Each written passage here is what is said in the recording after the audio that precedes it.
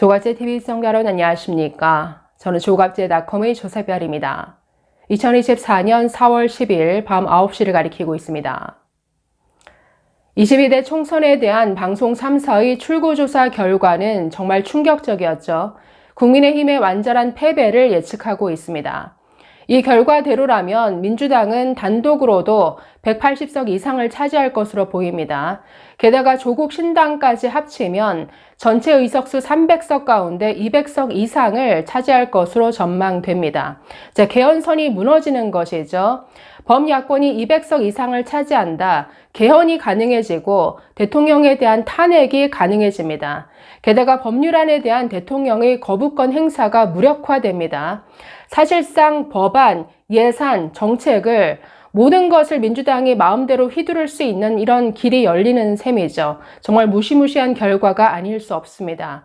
이번 총선의 이모저모 좀 살펴보겠습니다. 중앙선관위가 집계한 최종 투표율 매우 높게 나왔습니다. 67%를 기록했는데 32년 만의 최고치의 투표율을 기록했습니다. 지금 출구조사 결과에서 국민의힘은 거의 폭망 수준인데 수도권에서 무너진 게 가장 뼈아픕니다. 전체 의석수 300석 가운데 지역구 의석이 254석입니다. 그런데 이 중에서 서울, 인천, 경기, 수도권이 차지하는 의석수가 122석입니다. 지역구 254석 중에 거의 절반가량이 서울, 인천, 경기, 수도권이라는 것이죠. 그런데 지금 수도권이 거의 민주당이 싹쓸이하는 분위기입니다. 지금 서울에 강남, 서초, 송파 이 정도 빼놓고는 거의 민주당이 휩쓰는 이런 분위기로 이어지고 있습니다. 그래서 절반가량을 차지하는 이 수도권에서 국민의힘이 무너졌다라는 것, 이게 가장 큰 패인이 될 것으로 보이고, 부산, 울산, 경남은 그나마 국민의힘이 좀 선전하고 있습니다. 이 부울경이 40석인데 지금 국민의힘이 약 절반가량에서 지금 선전하고 있으나 접전인 지역이 많아서 이 지역도 앞으로 좀 지켜봐야 할 것으로 보입니다. 그리고 참 뼈아픈 지역이 역시나 충청권입니다. 스윙보토로 불리우는 이 충청권이 지난 대선 두 번의 선거에서는 국민의힘의 손을 들어줬죠. 그런데 이번에는 28개 지역구 중에 17곳이 민주당 우세입니다. 나머지는 접전입니다. 그래서 이 충청권마저 민주당이 거의 쓸어갈 수 있는 이런 가능성이 있습니다.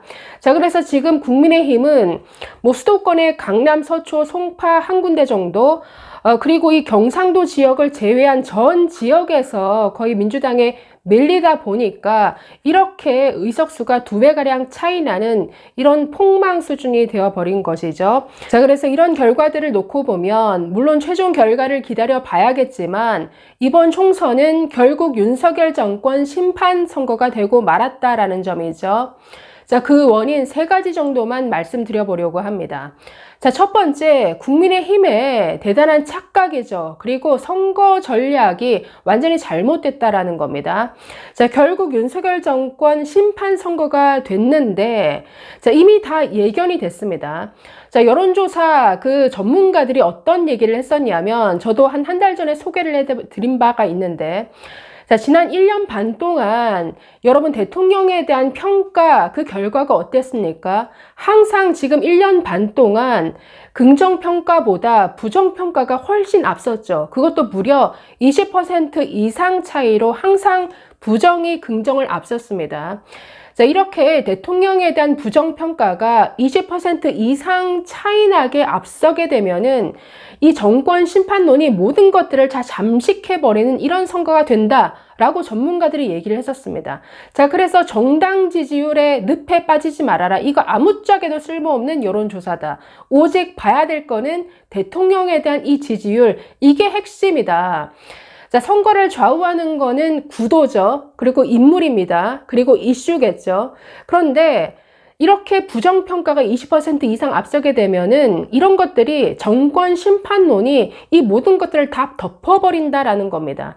그러면 국민의힘은 선거 전략을 바꿔야 되죠. 지금처럼 이렇게 하면 안 되는 것이죠. 더 낮추고 고개 숙이고 그 분노를 달래는 쪽으로 가야 됩니다. 그런데 이번 선거에서 국민의힘은 완전히 거꾸로 갔다라는 것이죠. 굉장히 오만한 스탠스를 계속 이어갔습니다. 항상 그냥 민주당, 이재명, 조국을 그냥 욕하는 수준에서 항상. 그래서 저는 이번 국민의힘의 대체 선거 전략이 뭐지? 항상 뭐 586 운동권 심판하겠다, 이재명과 조국을 심판하겠다, 이 목소리로 이어갔는데 이것 외에 기억에 남는 게 하나도 없습니다. 완전히 잘못된 것이죠.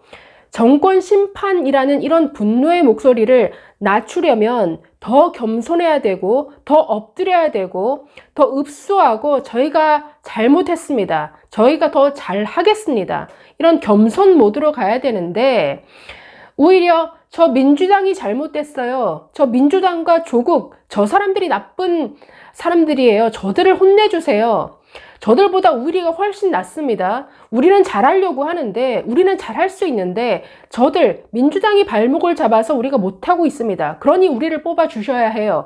이거는 굉장히 오만한 모드라는 것이죠.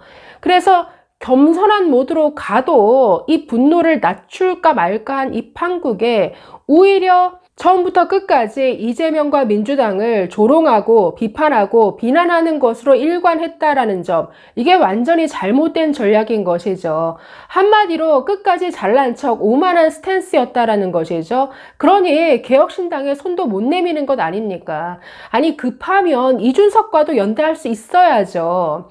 아니, 막판에 이렇게 정말 패배가 예상이 됐으면 개혁신당과 제한적으로나마 조금이라도 연대하는 모습이라도 보였으면 좀 나았을 겁니다.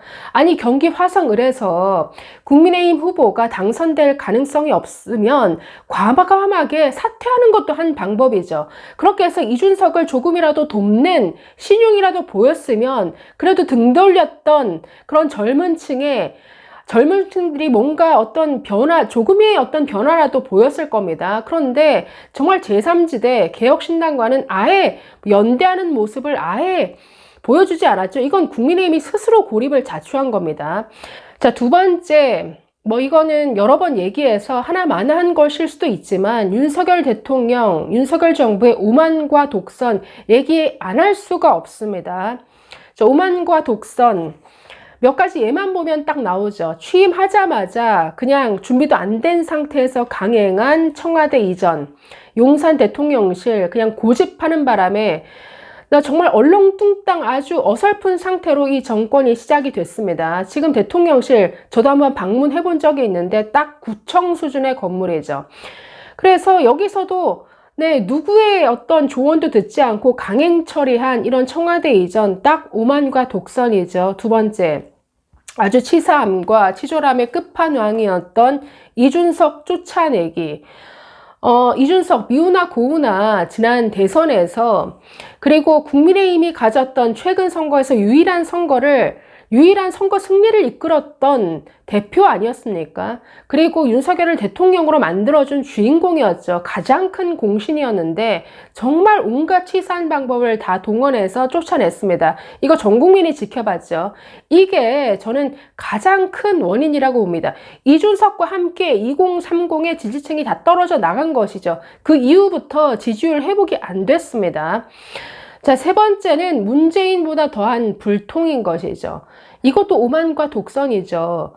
문재인보다 더한 불통이다. 굉장히 국민의힘 윤석열 대통령 지지자들 어디서 감히 문재인과 비교하냐라고 할지 모르겠지만 기자회견만 봐도 더한 불통이죠. 어떻게 지금 3년 차인데 기자회견을 한 번도 안 합니까? 게다가 지난해 말부터 모든 일간지들이 사설로 제발 기자회견 좀 하라. 왜 안 하느냐? 기자회견 좀 하라 사설을 그렇게 써댔음에도 불구하고 결국 기자회견 하지 않았습니다. 그러니 기자회견 거부하고 도어 스태핑도 사라지고 대통령이 기자들의 질문을 받는 일이 거의 사라졌다라는 것이죠. 그러니 소통이 없는 일방통행. 그러니까 이 모든 것들이 스스로 모두 고립을 자초한 이런 행보들입니다. 그러니 당연히 용산이 고립이 되면 대체 저 용산 대통령실 안에서는 무슨 일이 벌어지고 있느냐. 이렇게 오픈하지 않고 소통을 하지 않으면 온갖 억측과 소문만 난무할 뿐이죠. 그러니 천공이 어땠대더라, 김건희 여사가 어땠대더라, 이런 모든 것들이 전부 지금 윤석열 정권을 향한 이 화살로 날아온 겁니다. 자, 마지막 세 번째. 결국 오만과 독선이 낳은 결과론인데, 결국 윤석열과 국민의힘은 지난 1년 반 동안 마이너스 정치를 했다. 그 결과 이런 성적표를 받아든 것이죠. 저는 결국 진정한 내부 총질러는 윤석열 대통령과 국민의힘이었다라고 보는데, 자신에게 쓴소리하는 인물들을 다 제거했죠. 이준석 제거했고, 그나마 어떤 목소리를 낼 수 있는 안철수, 나경원에 이어서 나중에는 김기현 대표마저 아주 볼썽사나운 모습으로 공격을 했습니다. 그러니까 이게 내부 총질이죠. 게다가 오만과 독선, 이 마이너스 정치가 가장 결합된 최근에 의료 대란, 윤석열발 의료 대란이야말로 정말 결정타가 되고 말았는데, 가장 적극적인 지지층이었던 의사와 그 가족들을 정말 적으로 돌려 세웠습니다. 정말 의료 대란 대체 왜 무엇을 위해서 시작을 했는지 자기 파괴적인 정치의 저는 끝판왕이었다라고 보는데, 의료 대란이 결국 마지막 저는 이 방아쇠를 당긴 꼴이 된 것으로 보입니다. 게다가 지난 2년간 여권에서 기억나는 인물이 한동훈밖에 없다라고 하는 건 그만큼 인재를 키워내지 않았다라는 겁니다. 이것 자체가 마이너스 정치를 했다라는 것이죠. 국민의힘 안에도 얼마나 좋은 인물 많습니까? 윤석열 대통령에게 쓴소리했던 인물들, 결국 개혁신당으로 나간 이준석, 허은하 같은 사람부터 시작해서 그 외에도 최재형, 김미애, 윤희숙, 나경원 얼마나 좋은 인물들이 많습니까? 그러나 이들에게 어떤 성장할 수 있는 기회, 뭔가 마케팅할 수 있는 기회를 주지 않았잖아요. 어떤 역할과 기회를 주지 않았습니다. 그러니 한동훈밖에 남지 않으니까 이 한동훈과 윤석열만으로 어떻게 외연 확장이 됩니까? 그러니 오만과 독선으로 마이너스 정치를 해온 결과 저는 이런 총선 결과를 맞았다라고 보는데, 글쎄요, 정말 앞으로 이게 회복할 수 있을지가 정말 걱정됩니다. 결국 윤석열 대통령이 뭔가 보수 진영을 이렇게 망친 이런 총선 결과가 되어 버렸네요. 감사합니다.